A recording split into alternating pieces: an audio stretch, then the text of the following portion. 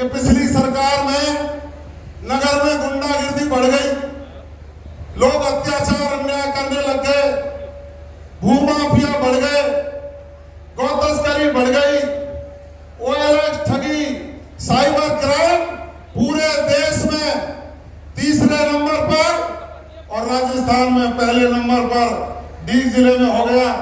आदरणीय भजनलाल जी, मैं आपका साधुवाद देता हूं। आपने उसी दिन कहा कि थानों को 5 गाड़ी ले जा, 2, 4, 5 मोटरसाइकिल ले जा, अपराधियों का पीछा मत छोड़े।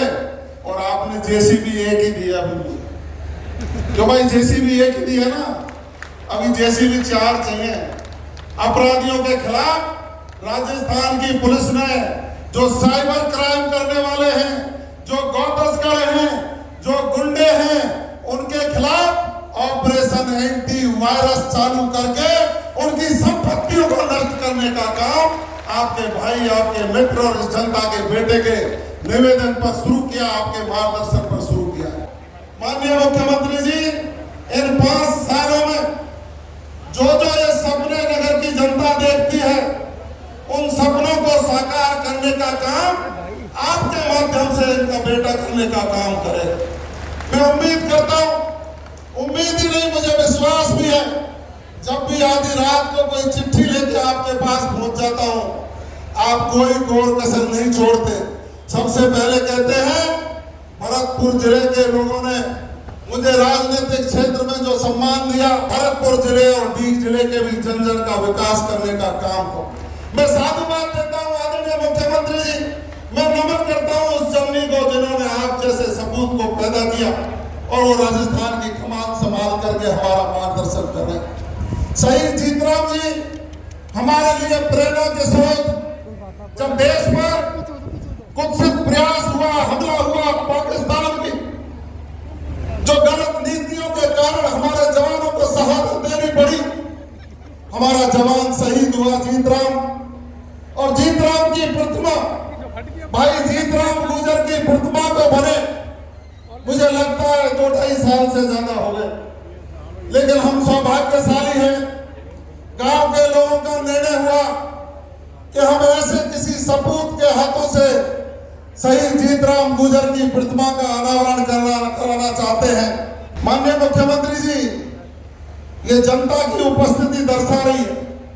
अब यूं तो मेरे इसमें भाईचारा भी बैठा है, मेरे मिलने वाले भी बैठे हैं, और मेरी 2-4 समधन भी बैठी है, जो 2-3 दिन से देख रही गाड़ी पीऊ पीऊ पीऊ पीऊ करती कैसे घूम रही है। ये समधन बैठी है, दूध काटने की जल्दी हो सकती है इनको, ये आपसे बहुत अपेक्षा करती है। लेकिन मैं आज आपसे कोई डिमांड नहीं करूंगा। डिमांड इसलिए नहीं करूंगा कि आपने कसर ही नहीं छोड़ रखी। मैंने इनसे कहा था, आपने नगर में ही नहीं पूरे राजस्थान में निर्देश दिए, गुंडा कितना भी बड़ा हो, किसी भी जाति का हो, किसी भी समाज का हो, किसी भी धर्म का हो, गुंडे का स्थान सलाखों के पीछे है।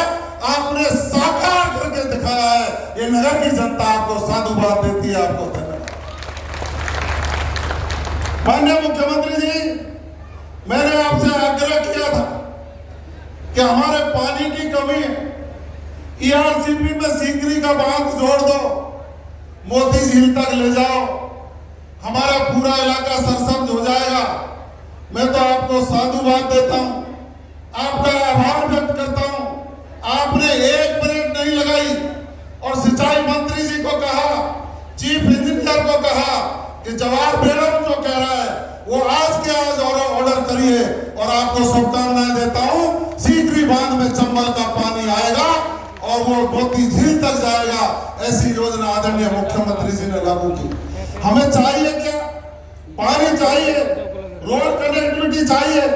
आपसे एक दिन मैं चर्चा कर रहा था, मेरे इलाके में रोडों की स्थिति खराब है।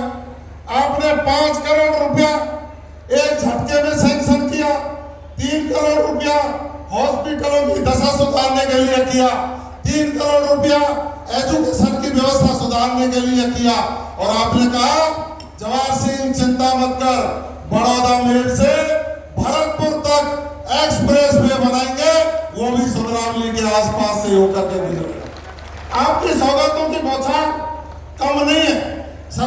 निर्णयों का बखान मैं नहीं करूंगा, वो आपको करना है। लेकिन दो तीन चीजें हैं। ये सड़क जो बनी है ये सीधा भरतपुर को जोड़ती है। सुंदरावली गांव कंजस्टेड है, बसावट ठीक है।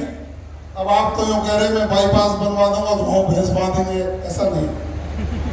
पढ़ा लिखा गांव, हमें चाहिए कि सुंदरावली का भी रिंग रोड बने और नगर का भी रिंग रोड बने, जिससे सौंदर्य भी मिले और भरतपुर से अलवर जाने वाले यात्रियों को एक सुविधा मिले। मैं ये नहीं कह रहा कि आप आज ही घोषणा कर देना, मैं तो आपके ध्यान में ला रहा हूं। बजट आ रहा है, मेरी डिमांड पत्र आपके पास है और मुझे उम्मीद मैं आज ही घोषणा करवाऊंगा। जिद पढ़ूंगा तो लोग कहेंगे कि हमको तो बहुत बड़ी योजना लेनी है, बहुत बड़ी योजनाओं पर आपसे चर्चा करनी है, लेकिन आपको इनके लिए ध्यान रखना है। ध्यान रख करके हमारे ऊपर आशीर्वाद बनाना है। यहाँ के सब लोगों की मांग है, पिछली सरकार ने हमारी वीरांगनाओं के साथ अत्याचार किया था, अन्याय किया था, वीरांगनाओं को धरने पर बैठना पड़ा था। धरने पर बैठने के बाद नगर के कॉलेज का नाम शहीद जीत राम रखा गया, उसमें भी वो त्रुटि कर गए। पता नहीं समाज से क्या उनको गुरेज था। ये लोग चाहते हैं, मैंने आपको पत्र भी दे दिया है, आपने प्रक्रिया में भी ला दिया है, उसका जो पूरा नाम है, कॉलेज का नाम शहीद जीत राम गुर्जर के नाम से होना ही चाहिए। सब चाहते, आप कर भी रहे, आपने निर्देश भी दे दिए हैं, लेकिन सबके सामने चर्चा करना जरूरी है, क्योंकि ये लोग बाद में चर्चा करते कि आपने कहा ही नहीं, वरना तो मुख्यमंत्री जी इतने सहृदयता रखते हैं, आप मांगते और वही दे जाते। हमें पता है, आप जब जिलाध्यक्ष के रूप में गांव-गांव जाते थे ना, तो आप एसी में नहीं सोते थे। आप ये कहते थे कि पार्टी का काम करते करते रात हो गई है तो आज असेंबली में ही सो जाएंगे, कल सीकरी चलेंगे। ऐसे किसान का बेटा सपूत राजस्थान का मुख्यमंत्री, हमारा ये सौभाग्य। इसलिए हमको पूरा विश्वास, चाहे सीकरी हो, चाहे जालूकी हो, चाहे खो हो, चाहे जनुतर हो, चाहे इलाके का कोई सा भी गांव हो, सभी गांवों की मांगों की पूर्ति करने का आप काम कर रहे हैं। मुझे बहुत संतोष है। यहाँ की बिजली व्यवस्था को सुधारने के लिए मैंने हीरालाल जी से कहा, माननीय मुख्यमंत्री जी से कहा कि मुझे 8 जगह जीएसएस और चाहिए। 8 जगह जीएसएस और हो जाएंगे तो हमारे नगर की पूरी बिजली व्यवस्था दुरुस्त हो जाएगी। नगर शहर में बड़े ट्रांसफार्मर स्थापित करने की आवश्यकता है। ऊर्जा मंत्री जी यहाँ बैठे, मुख्यमंत्री जी यहाँ बैठे, मैंने अपनी बात आपको रख दी है। मुझे उम्मीद है कि आप चरणबद्ध तरीके से जो विकास करेंगे उसमें निश्चित रूप से ये हमारा काम भी होगा।